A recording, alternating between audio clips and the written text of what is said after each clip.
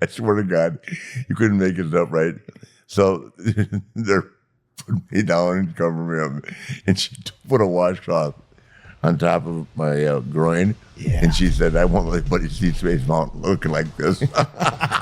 I was so terrified when I started researching the funniest Ric Flair stories you never heard before, because the truth sounds completely impossible. These moments are so wild and excessive that your brain wants to reject them as fiction, but they are documented and verified, and the pattern never stopped. As recently as 2024, at 76 years old, Flair was removed from Piesano's restaurant in Gainesville after getting drunk and verbally abusing a server he nicknamed Nicholas Dickhead. He tried to fix it by offering a $1,000 tip on a $500 tab. When asked why, Flair said he wanted to put the restaurant over, using wrestling terminology to justify his behavior. That is 2024. A man in his mid-70s still operating under the belief that real life follows wrestling storyline rules. If you are enjoying this breakdown of wrestling legends and the untold stories behind the curtain, do me a huge favor right now and use the hype feature to show this video some love. It genuinely makes a difference and helps us keep creating deep dives like this. Now let me walk you through 10 WWE legends in descending order and the wild stories they have shared about Ric Flair. Before I jump into the countdown, I need to set the stage. The people you are about to hear from are not internet rumors. We are talking about Shawn Michaels, who woke up at 3 in the morning weeks before WrestleMania 24 and cried while writing Flair's retirement match script. Steve Austin, who called Flair the greatest while both men broke down in tears. Triple H, who rebuilt Flair's confidence only to stand backstage, desperately signaling Flair to stop his Hall of Fame speech. The Undertaker, who called Flair Kid during WrestleMania. Hulk Hogan, who heard Flair's first words after life-saving surgery, "Get me a six-pack." These men traveled the road with Flair, sharing rental cars and hotel rooms, watching him burn through money and marriages while trying to reconcile the genius in the ring with the chaos everywhere else. Every story is funny, the images are absurd, the quotes are perfect, but when you see the same self-destructive behavior repeated across 50 years with zero growth, the laughter feels different. You see a man terrified of being ordinary, a man who believed stopping meant ceasing to exist. That fear drove him to turn every interaction into performance, every expense into excess, every relationship into a storyline that could be abandoned when it no longer served the gimmick. Let me start the countdown with number 10. And pay attention, because each of these stories builds on the last to show you the complete picture of who Ric Flair really was underneath all the robes and the catchphrases and the woos. Number 10 is Ricky Steamboat. If you know anything about wrestling history, you know that Flair and Steamboat created one of the greatest trilogies of matches ever recorded. We are talking about 60-minute classics where every single move had meaning, where the pacing was perfect, where the psychology was so tight that modern wrestlers still study the footage to learn how to build a match properly. Steamboat has publicly stated that he probably owes his entire career to Flair because those matches elevated him from a good worker into a legitimate main event star. The respect between them is real, but here is a detail about their relationship that makes the whole story even more layered. In 1982, before one of their most famous matches, Flair was scheduled to defend the NWA World Championship against Steamboat in Richmond, Virginia. The flight to Richmond was delayed because of a massive thunderstorm. When the plane finally landed, airline staff handed umbrellas to passengers so they could walk the 50 yards from the aircraft to the terminal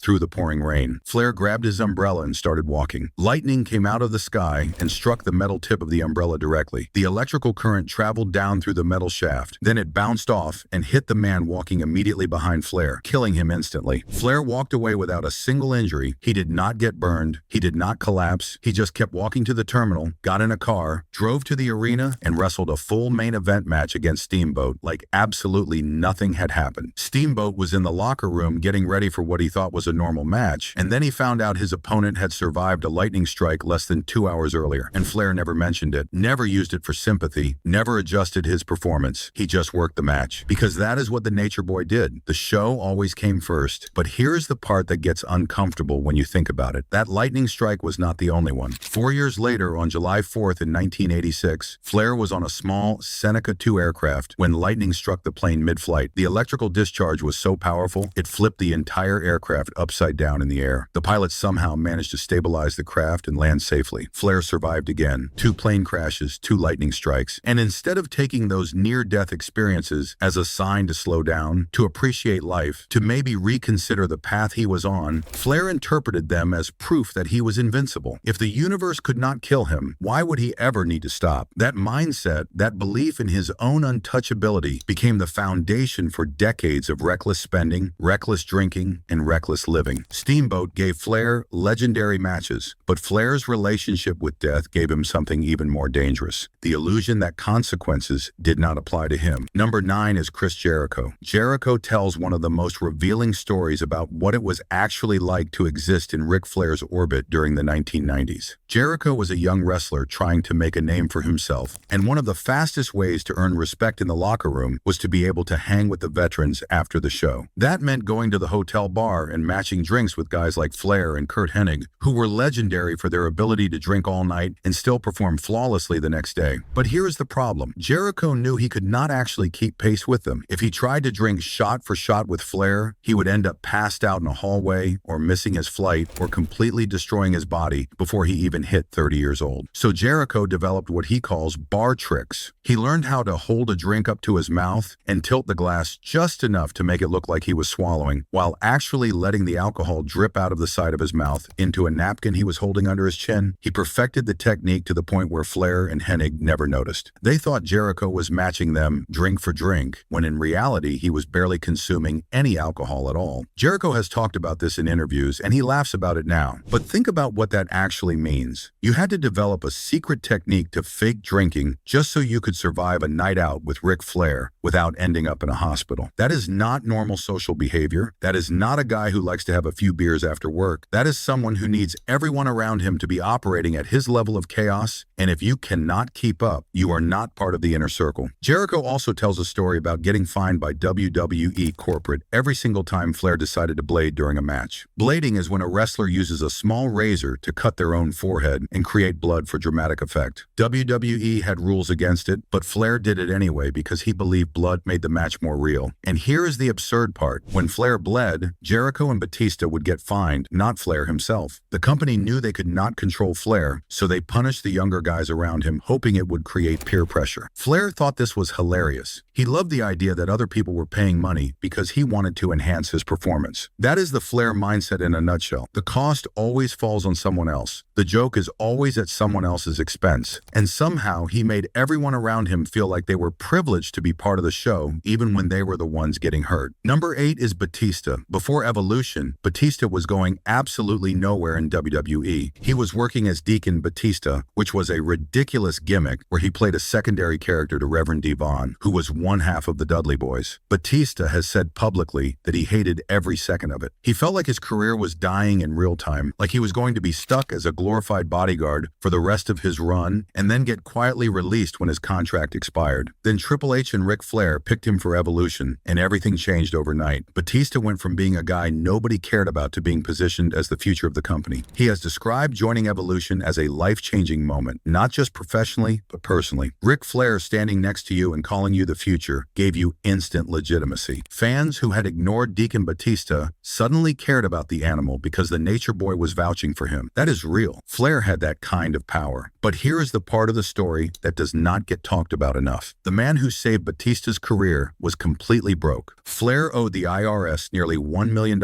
in back taxes. His earnings were being seized. He was using his championship belts and his iconic robes as collateral for multiple loans at the same time, which created a legal disaster that took years to untangle. He was spending $8,000 on custom-tailored robes that he would wear once and then never touch again. He would insist on staying at $500 a night hotel rooms in 1980s money, which adjusts to well over $1,000 in modern currency. And sometimes he would only stay for 10 seconds. Lex Luger tells a story about this exact behavior. Luger and Flair checked into an expensive hotel in Sacramento because Flair insisted they needed to maintain the image of being world-class performers. They walked into the room. Luger laid down on the bed to rest before the show. 10 seconds later, Flair announced they had to leave immediately to catch their flight. Luger was furious. He had just paid a huge sum of money to lie on a bed for 10 seconds. Flair told him it was necessary for image enhancement. That is not strategy. That is not branding. That is compulsive behavior dressed up as professionalism. Flair could make your career feel important in the ring, but he could not manage his own life outside of it. And the guys around him, like Batista, saw both sides. They saw the genius who could elevate anyone with a single promo, and they saw the train wreck who could not stop spending money he did not have on things he did not need just to maintain a performance that never ended. Number 7 is Randy Orton. Flair mentored Orton during the Evolution years when Orton was young, cocky, and constantly making mistakes. Orton was talented, but he was also immature, unreliable, and headed toward a flameout. Flair took him under his wing and taught him how to work, how to pace a match, how to build heat, and how to carry himself like a star. Orton has said multiple times in interviews that Flair saved him from destroying his own career. That mentorship was genuine. Years later, WWE built one of the most emotional storylines they had ever done around the relationship. Orton turned heel and punted Flair in the head, which was Orton's signature move that was portrayed as career-ending and potentially life-threatening. The angle worked because the respect between them was real. Fans knew Orton genuinely looked up to Flair, so the betrayal felt devastating. But here's what makes the story more complicated when you know the full context. Flair mentored Orton the same way he mentored everyone, by showing him how to live the gimmick, how to be the guy who never turns it off, how to make every night feel like an event, how to spend money like it does not matter because you are the star and stars do not worry about consequences. Orton learned the good parts. He learned the ring psychology. He learned the timing. He learned how to read a crowd, but he also saw the bad parts. He saw a man who could not stop himself, who could not be alone, who stayed out until 4 in the morning drinking because going back to an empty hotel room was too terrifying, who destroyed marriages and friendships and financial security because the performance always came first. And Orton was smart enough to take the lessons that worked and leave the rest behind. He did not follow Flair down that road all the way. He learned from the wreckage, but how many other guys did not? How many other young wrestlers watched Flair and thought that is what you have to do to be a legend and then ruined themselves trying to replicate it? Number 6 is Mick Foley, and this story is absolutely wild from beginning to end. It starts with Flair's 2004 autobiography, where Flair calls Foley a glorified stuntman and basically dismisses his entire career as low-quality garbage wrestling that had no real psychology or storytelling value. Foley read that section and absolutely lost his mind. He was furious. He felt completely disrespected and insulted. And when they crossed paths backstage at a WWE event in Huntsville, Alabama, they got into a real fist fight. Not a worked fight designed for television, not an angle that was booked by creative, an actual backstage brawl where grown men were throwing legitimate punches at each other because of a line in a book. After that incident, they did not speak to each other for almost 20 years. They would be at the same events, the same shows, the same buildings, and just ignore each other completely as if the other person did not exist. The hatred was real, and it was deep, and it lasted for decades. Fast forward to a charity show in Charlotte years later. Both of them are there for the event. They end up sitting next to each other, which was probably awkward as hell at first given their history. Then someone turns on a local television broadcast that is airing in the background, and there is a 10-year-old kid doing a Michael Jackson impersonation as part of some community talent showcase or variety show. The performance is unintentionally inappropriate in a way that nobody involved probably realized when they filmed it, but when you watch it as an adult, it is shockingly awkward and uncomfortable to witness. Flair and Foley both see it at the exact same time. They look at each other, and they just lose it. They start laughing so hard they cannot breathe. They are crying from laughing so intensely. And just like that, in one random moment, 20 years of legitimate hatred disappears completely. They became genuine friends after that moment, bonding over the shared absurdity of what they just witnessed together. It is a great story. It really is. The redemption arc is heartwarming, but it also perfectly demonstrates how Flair operates in relationships. He will insult you in a book that sells thousands of copies. He will fight you backstage where your colleagues can see. He will ignore you for 2 full decades. And then one random moment of shared laughter will make him think everything is completely fine and you should just move on and forget the past. That is not how normal human relationships work in the real world. That is how someone who thinks life is a scripted show handles conflict and resolution. Everything is just an angle. Every problem can be resolved with the right segment or moment. Every betrayal can be forgiven if the payoff is good enough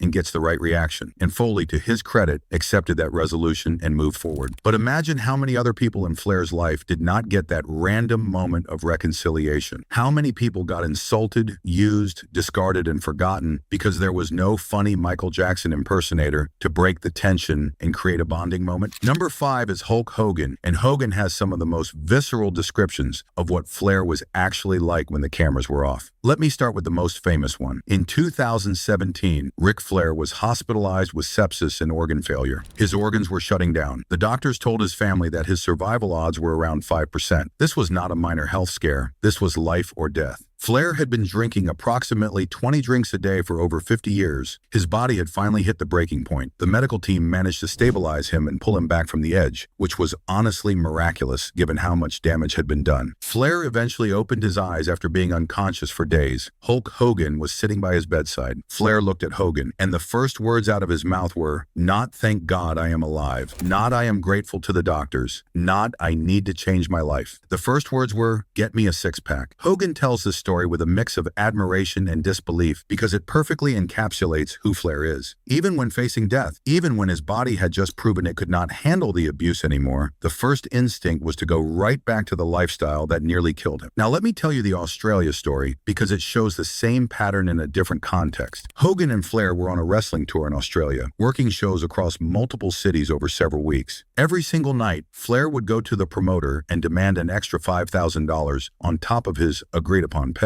The promoters would give it to him because Flair was the draw. He was the NWA World Champion. He was the guy selling tickets. And Flair would take that $5,000, walk into the hotel bar, and buy drinks for every single person in the building. He would spend the entire amount in one night. Then he would do it again the next night, and the next night, and the next night. Hogan watched this happen over and over again and could not figure out if it was generosity or insanity. And here is the answer. It was neither. It was performance. Flair did not buy those drinks because he wanted to be nice. He bought them because he needed the room to react. He needed to walk in and have everyone cheer. He needed the bartender to smile. He needed strangers to know who he was and treat him like the nature boy. And he was willing to destroy his financial future to get that reaction every single night. That is not generosity. That is addiction to attention. And it cost him everything. Number 4 is The Undertaker. And when Undertaker tells a story, people listen because he does not share a lot. At WrestleMania 18, Undertaker and Flair had a match that was built around the idea of two legends colliding. During the match, Flair went for one of his signature spots, which is the corner flip. He runs full speed at the turnbuckle, runs straight up to the top rope, flips backward over the top, and lands on the ring apron facing the crowd. It is a classic Flair spot that he had done thousands of times, except this time he missed it. He just completely botched the move in front of 60,000 people at WrestleMania. Undertaker, who at this point is almost 20 years younger than Flair, calmly walked over to where Flair was getting back up and said, "Can you make it this time, kid?" Then Flair ran at the corner again and nailed the flip perfectly. The match continued, and nobody in the crowd probably even remembers the moment, but Flair remembers it. He has said in multiple interviews that being called Kid by The Undertaker is one of his most cherished and hilarious wrestling memories because of how absurd it was. Here is a 53-year-old man being called Kid by someone young enough to be his son, and instead of being insulted, Flair loved it because it highlighted the weird social hierarchy of the wrestling locker room where respect has nothing to do with age and everything to do with who can still go. But here is the uncomfortable reality underneath that funny moment. Flair was 53 years old and still taking massive bumps, still doing high-risk moves, still working like he was 30, and his body was already breaking down. 4 years later, he would nearly die from sepsis brought on by decades of nonstop drinking. His organs would fail. His survival would be called a miracle. And even after that, he kept wrestling. He had a match in 2022 at 73 years old that critics said was a mistake, that his friends said tarnished his legacy, that fans said was sad to watch. But Flair did it anyway because the idea of stopping, the idea of just being Richard Flair without the robes and the entrance music and the woos was too terrifying to accept. The Undertaker calling him Kid is a funny story, but it is also a reminder that Flair never learned when to stop. Number 3 is Triple H, and this is where the story gets really layered because Triple H probably saved Flair's career in the 2000s, but he also ended up becoming Flair's babysitter in the process. In 2002, Triple H noticed that Flair was broken, not physically, mentally. Flair had lost his confidence. He was going through the motions. He was playing Ric Flair instead of being Ric Flair, which is a subtle but crucial difference. When you are being the character, it feels natural and authentic. When you are playing the character, it feels hollow and forced. Triple H saw that Flair was in the second category, and he made it his personal mission to bring the real Nature Boy back. He did that by creating Evolution and putting Flair in the group as the centerpiece, the legend who was mentoring the future. It worked. Flair found his confidence again. He looked like a star. He felt like a star. He cut promos that reminded everyone why he was the greatest talker in wrestling history. Triple H saved him, but Triple H also had to manage him, and that became exhausting. The most famous example is Flair's Hall of Fame induction speech. Flair was being inducted into the WWE Hall of Fame, which is one of the biggest honors in the industry. Everyone gets a set amount of time to give their speech. Flair started talking, and he just kept kept going and going and going. He blew past his allotted time. The producers were panicking. Triple H was standing backstage at the edge of the stage, desperately trying to signal Flair to wrap it up. Flair either did not see the signals or chose to ignore them. Triple H has called this the worst moment ever because he knew Flair was not going to stop talking unless someone physically removed him from the microphone. Eventually, the show just had to move on around him. That is Flair in a nutshell. He does not have an internal off switch. He does not recognize when the moment is over. He will keep performing until someone makes him stop. And that is funny until you realize it applies to everything. His spending, his drinking, his relationships, his entire life. He just keeps going until something external forces him to stop, and by that point, the damage is already done. Number 2 is Shawn Michaels, and Shawn's relationship with Flair might be the most emotionally complicated of all. Shawn Michaels idolized Ric Flair growing up. Flair was his hero. When WWE decided to do a retirement storyline for Flair in 2008, Shawn was chosen to be the opponent for the final match at WrestleMania 24. Shawn has described this as his love letter to his childhood hero. He wanted to give Flair the perfect ending. So weeks before WrestleMania, Shawn woke up in the middle of the night and started writing out the emotional arc of the entire match. He planned every beat, every moment, every transition, and he cried while he was writing it. He literally wept onto the paper because the emotions were so real. The final line of the match was going to be Shawn looking at Flair and saying, "I am sorry, I love you," right before hitting the super kick that would end Flair's career. When they actually performed the match at WrestleMania, both men were crying the entire time. It was not acting. It was not selling. It was genuine emotion. Flair was crying because his career was ending. Shawn was crying because he was the one ending it. The crowd was crying because they understood the significance. It was perfect. It was the retirement Flair deserved, and Flair could not let it be the ending. He came back. He wrestled in TNA. He wrestled on independent shows. He had one more match in 2022 that everyone agreed was a mistake. Shawn had given him a perfect farewell, and Flair threw it away because he could not handle being retired. Because being just Richard Flyer, the regular guy without the entrance music, was too terrifying. Shawn has talked about this in interviews, and you can hear the frustration in his voice. He gave everything he had to create a beautiful ending for his hero, and Flair just kept coming back, diminishing the moment over and over again. Number 1 is Steve Austin, and the relationship between Austin and Flair might be the most genuine and heartbreaking of all the stories on this list. Austin had Flair on his podcast, The Broken Skull Sessions, and it turned into one of the most emotional conversations in wrestling history. Austin called Flair the greatest of all time. Flair called Austin the biggest star in the history of the business. They both cried on camera. It was raw, it was real, and it was beautiful. But it also highlighted the tragedy of Flair's life. Flair spent his entire career trying to be the man. He wanted to be the standard. He wanted to be the guy everyone looked up to. He wanted to be the measuring stick for greatness, and he was. Every wrestler who came after him was compared to Ric Flair. But the cost of being the man was everything else. His money, his health, his marriages, his relationships with his children. His son Reed died of a drug overdose in 2013, and Flair has admitted publicly that he was not there the way he should have been. He was always on the road, always performing, always being the nature boy instead of being a father. Austin understood that better than most people because Austin made the opposite choice. When Austin's body told him to stop wrestling, he stopped. He walked away. He transitioned to other things. He protected his health and his future. Flair could not do that. Flair kept wrestling into his 70s because the idea of not being a wrestler, of just being a regular person, was unthinkable. The sepsis in 2017 should have been the final wake-up call. 20 drinks a day for 50 years caught up to him. His organs failed. He nearly died, but he survived. And instead of using that second chance to change his life, he went right back to the same patterns. The 2024 restaurant incident proves it. He is still performing. He is still using wrestling logic in real life. He is still trying to get reactions from strangers. At 76 years old, he cannot stop. And that is not funny anymore when you really think about it. That is tragedy dressed up as entertainment. Now let me step back and give you the bigger picture, because understanding how this all started is crucial to understanding why it never stopped.